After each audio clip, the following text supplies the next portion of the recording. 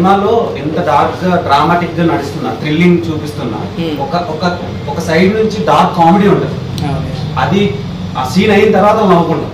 So అలాంటిది కార్తీక్ గారి comedy timing కి సపరేట్ ఫ్యాన్ బేస్ ఉంది. సో ఆయన నెక్స్ట్ 4th ఫ్రాంచైజ్ లో ఎలా ప్రెజెంట్ చేయబోతున్నారు? ఆ కామెడీని ఈ థ్రిల్లింగ్ ఎలిమెంట్స్ ని బ్లెండ్ చేస్తారో లేదా? సో నాని గారు చెప్తూ మొన్న మాట్లాడుతూ కూడా నైస్ కామెడీ సెన్స్ ఉంది శైలేష్ కి. సో నేను నెక్స్ట్ కామెడీ మూవీ తీయమని అంటున్నా. మరి మీలో వైలెన్స్ ఆ కామెడీ రెండు మిక్స్ చేసి మేము హిట్ 4 లో చూడొచ్చా? అదే I mean hit 3 also I kind of sprinkled a lot of humour here and there.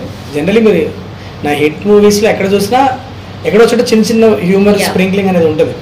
But definitely it is one exploration that we can do is to try how humour will work in hit. I don't know it. అంటే ఇంకా నేను దాన్ని పూర్తిగా flesh out చేయాల. Characterisation ఏంటి అన్నది అయితే నాకు ఒక ఐడియా ఉంది. మన సినిమాలో చూపించిందే, క్రికెట్ ఎంతూజియాస్ట్, బెట్టింగ్ లాస్ట్ ఉంటాడు. So this kind of a character very ఆయన ద వే హీస్ వేర్ రుద్రాక్ష వేసుకోవడం కానీ అవన్నీ చూస్తే ఈజ్ అ వెరీ కొద్దిగా రూటెడ్ క్యారెక్టర్ లానే డీల్ చేస్తున్నాం దాన్ని. So lot of fun will be there in that character is what I'm looking. అయితే గతంలో కాకి అని ఒక సినిమా చేశారు. ఆయన కాప్ అనగానే ఆ సినిమా గుర్తు వస్తుంది. దీనికి సపరేట్ గా ప్లాన్ చేసుకుంటున్నారా? అదే అంటే కాకి is a very different kind of film కదా. అంటే it's a very it's more rooted crime based కదా అది. మనది మోర్ ప్రొసీజరల్ యాంగిల్లో వెళ్ళి వేరేలాగా డీల్ చేద్దాం అన్నది ఒక idea. Venky sir is family to me actually. చాలా మంది తెలియని విషయం ఏంటంటే సైన్ ఆఫ్ రిలీజ్ అయిపోయిన తర్వాత నెక్స్ట్ డే నుంచి నన్ను ఒక 10 రోజులు ఆయన వదల్లా.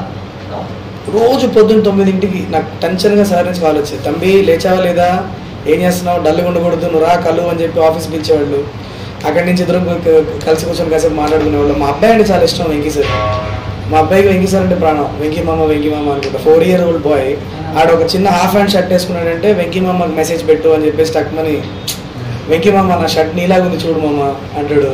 మొన్న ఏమో చెట్లు కొట్టేస్తున్నారంటే నేను వెంకీ మామకి చెప్తానని చెప్పేసి, వెంకీ మామ చెట్లు నరికేస్తున్నారు మామ, ఏదో ఒకటి చెయ్యి మామ అంటే ఆయన ఇమీడియట్గా మళ్ళీ వీడియో తీసి మా అబ్బాయికి పెడతా ఉంటాడు.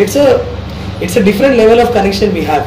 సో అదేంటంటే సినిమాని దాటేసిన కనెక్షన్ అది యాక్చువల్లీ. అది ఎలా జరిగిందో నాకు తెలియదు, వెంకీ సార్కి తెలియదు, కానీ we both are very very close to each other. And ఆ జర్నీకి ఒక రౌండింగ్ ఆఫ్ అనేది ఖచ్చితంగా ఒక హిట్తో ఇవ్వాలని ఇద్దరం గట్టిగా సంకల్పించుకొని ఉన్నాం. ఇమీడియట్లీ అది తెలియదు sir, to be very honest. అంటే సార్ అవైలబిలిటీ ఏంటి, నా దగ్గర నుంచి కథ రావాలి ఫస్ట్, మెయిన్ అది కదా important. So I have to go and prove my self again. Venky sir తో ఇంకో హిట్ కొట్టినప్పుడు అది ఇంకొక లెవెల్ ఆఫ్ సాటిస్ఫాక్షన్. కలవలేదు సార్. నేను ఒకసారి బిగ్ బాస్ లో కలిసా, అది కూడా హిట్ 2 ప్రమోషన్స్కి వెళ్ళినప్పుడు ఒకసారి బిగ్ బాస్ లో కలిసాను. బట్ అదే టైం నెవర్ మళ్ళీ వెంటనే హిట్ ప్లాన్ చేంజ్ మూవీస్ అనుకున్నా ఏమైనా డిఫరెంట్ గా. అంటే ఇప్పటివరకు మేము చేసిన సినిమాలని యాక్షన్ ఈ పందాల నుంచి వస్తున్నారు, ఆ మార్క్ దాటి వచ్చి ఏమైనా ఇంకో డిఫరెంట్ జోనర్ లో నుంచి జెన్యూన్ చెప్పాలంటే ఇప్పుడు ఇది అయిపోయింది కదా ఈ జర్నీ. ఇప్పుడు ఇక్కడ నుంచి నేను ఆస్ట్రేలియా వెళ్ళిపోతున్నాను 4-5 months. నేను మా బాబు మా వైఫ్ కలిసి మూవింగ్ బ్యాక్ టు ఆస్ట్రేలియా. సిడ్నీలో కూర్చొని ప్రశాంతంగా కథ రాసుకుందాం నెక్స్ట్ ఒక 3-4 months అని ఒక ఐడియా. ఓకే, దీంట్లో చాలా గట్టిగా రాయాలనుకునేది ఒక రామ్ కామ్ రాయాలి.